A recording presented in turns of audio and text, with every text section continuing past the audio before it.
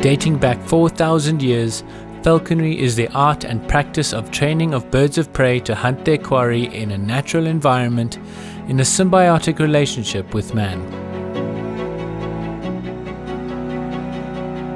Falconry is legally practiced all over the world, including South Africa, and is inscribed as living human heritage. On the 16th of November 2010, the United Nations Education, Science and Cultural Organization, UNESCO, added falconry to the list of Convention for the Safeguarding of Integral Cultural Heritage, and the 16th of November is celebrated as World Falconry Day.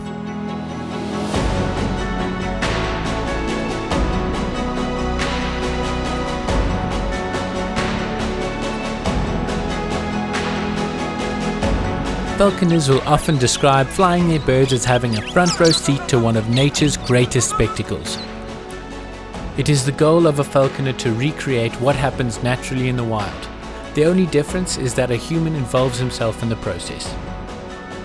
Regardless of whether you're flying a 210-gram African goshawk at LBJ's, or flying a large and powerful African hawk eagle at Scrubhair,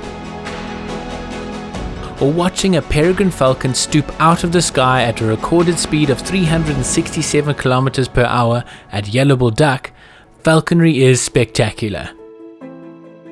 Falconry is not a passing hobby that is left for weekends, but rather a full-time 24/7, 365 days a year passion.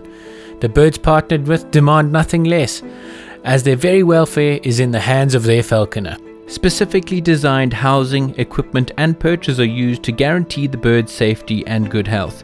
Feeding and flying your bird every day takes responsibility, discipline and sacrifice, and should not be taken on lightly. Another important fact to note is that although falconry hunts are spectacular, they are more than often not successful. Most experienced falconers only achieve success roughly 3 hunts out of 7, and even when hunts are successful, only one prey animal is harvested per day. With the low harvest rate of falconry hunts, falconry maintains a very low impact on wild prey populations. Falconry in South Africa is practiced under the auspice of provincial falconry clubs and is regulated by provincial conservation departments who issue permits to practice falconry. The provincial clubs are all members of the South African Falconry Association, SAFA. South African falconers have to adhere to the minimum standards, codes of conduct and welfare protocols that SAFA as a controlling body of falconry in South Africa requires. SAFA enforces new and aspiring falconers to be mentored by experienced falconers. This is to ensure bird welfare as well as the passing on of best practices. Falconers are graded according to their proficiency and may only fly birds that are allocated to their current grading. This is to ensure that every falconer has the necessary skill, experience and dedication to fly the various falconry birds. As falconers spend a vast amount of time in the field, they have become a fantastic source of data and information regarding wildlife and habitat conservation.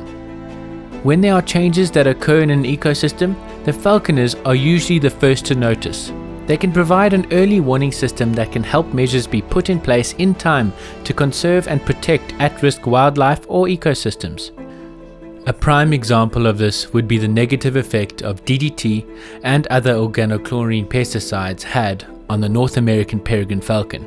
The so-called perfect pesticide caused many bad effects in raptors, but predominantly caused abnormally thin eggshells, resulting in female peregrines breaking their eggs while attempting to incubate them.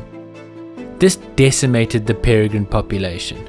The impacts were first noted by falconers, and then addressed by falconers through the establishment of the Peregrine Fund, which perfected the breeding and subsequent release of thousands of captive bred peregrine falcons. And due to the work of the Peregrine Fund and all of its falconers, the North American peregrine falcon was taken off of the endangered species list in 1999. Falconers' passion and dedication for raptors, the quarry they hunt and the environment stretches as far back as the first human-falcon hunting partnership. Today's falconers continue to pass on the traditions of falconry and the love and respect for hawk, quarry and the environment as they strive to leave nature in a better place than they received it. The goal is to preserve wild populations, ecosystems, and falconry so that they all can thrive together for thousands of years to come.